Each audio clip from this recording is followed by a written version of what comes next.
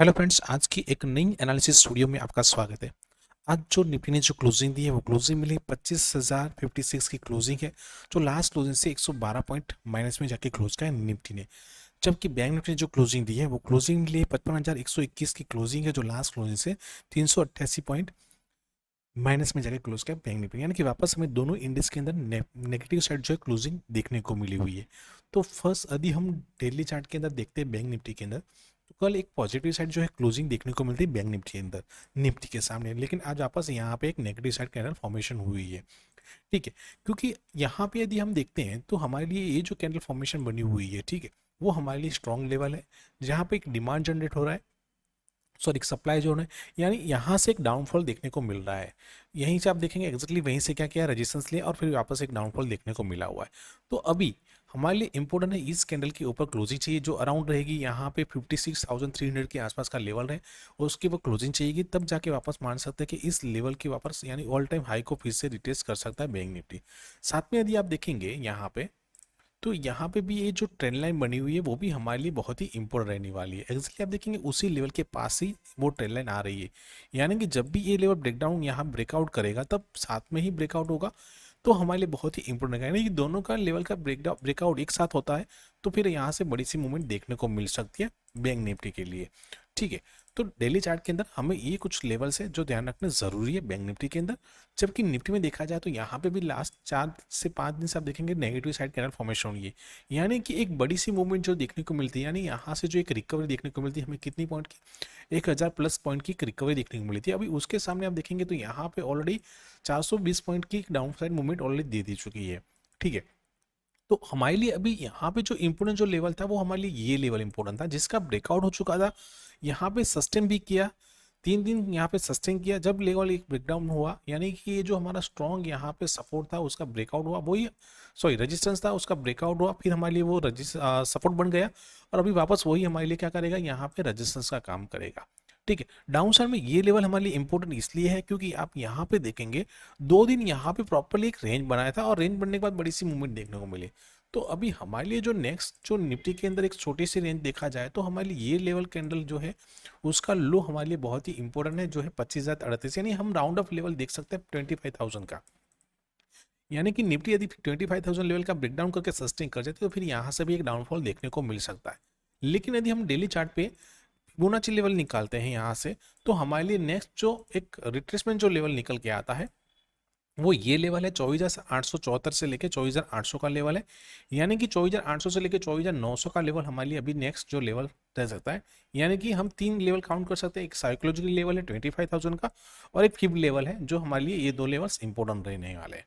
तो ये कुछ लेवल्स है जो हमें ध्यान रखना जरूरी है निफ्टी के अंदर डेली चार्ट के अंदर। अभी हम चलते हैं 15 मिनट के चार्ट पे और वहां देते हैं कल के लिए कौन से लेवल्स इंपॉर्टेंट है। यदि प्रॉपर्ली आप देखेंगे तो यहाँ पे प्राइस एक्शन के हिसाब से लोअर लोअर हाई फॉर्मेशन यहाँ पे बन रहा है। ठीक है, यानी कि नया लो बन रहा है और लोअर हाई फॉर्मेशन बन रहा है। तो अभी हमारे लिए कल के लिए जो इंपॉर्टेंस एक रेंज जो निकल के आती है वो हम इस रेंज को काउंट करने वाले हैं। ठीक है, डाउन साइड के लिए ये लेवल हमारे लिए बहुत ही इंपॉर्टेंट रहने वाला है, और अपसाइड के लिए देखा जाए तो यहाँ पे हम एक बड़ी सी रेंज देख सकते हैं, लेकिन हम यहाँ पे एक छोटी सी रेंज रखने वाले हैं, वो अराउंड रहेंगी इस लेवल के पास की हमारे पास इंपॉर्टेंट रेंज रहने वाली है।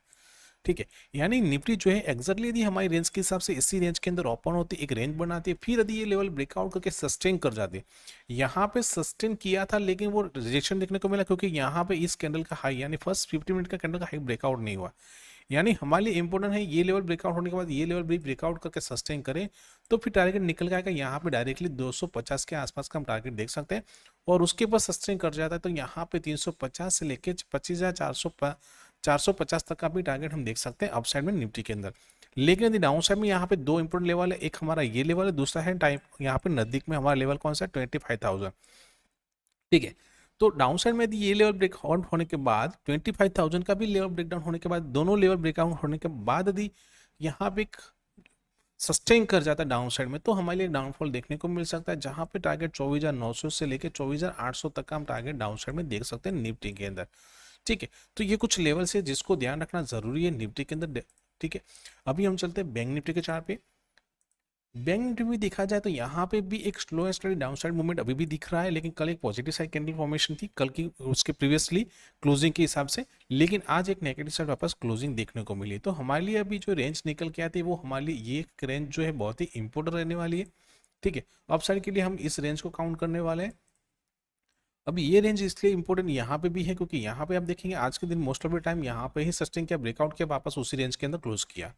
यदि बैंक निफ्टी एग्जैक्टली यदि इसी रेंज के अंदर ओपन होती, एक रेंज बनाती है, फिर यदि इस लेवल के ऊपर सस्टेन कर जाती है तो नियर बाय हमारा टारगेट यहाँ पे रहेगा 55,333 का पहला टारगेट रहेगा, दूसरा टारगेट 55,444 का, और तीसरा टारगेट रहेगा 55,500 से लेकर 55,600 तक का हम टारगेट देख सकते हैं अपसाइड के लिए।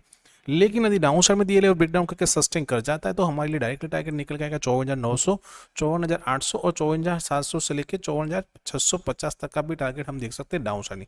यानी कि यहाँ तक के जो लेवल है वो हमारे पास दिखा सकते हैं कि यानी यहाँ से, क्योंकि यहाँ पे अब देखिए यहाँ पे एक रेंज बना था, जब यहाँ पे एक सपोर्ट लिया था और उसके बाद ही बाउंस बैक देखने को मिला था, तो वो हमारे लिए इंपोर्टेंट रहेगा। वो अराउंड रहेगा 750 से लेकर 700 का लेवल बहुत ही इंपोर्टेंट रहने वाला है कल के सेशन के लिए। ठीक है, बाकी को बड़ा सा गैप अप या गैप डाउन ओपन होता है तो वहाँ तो हमें अपनी जो प्राइजेस है उसको फॉलो करना और साथ में वेट करें प्रॉपरली एक रेंज बनने का, और उसके जो भी लेवल्स रहते हैं वो अपनी फ्री टेलीग्राम चैनल में प्रोवाइड करेंगे, जिसका लिंक डिस्क्रिप्शन में दिया गया, आप वहाँ जाकर ज्वाइन हो सकते हैं।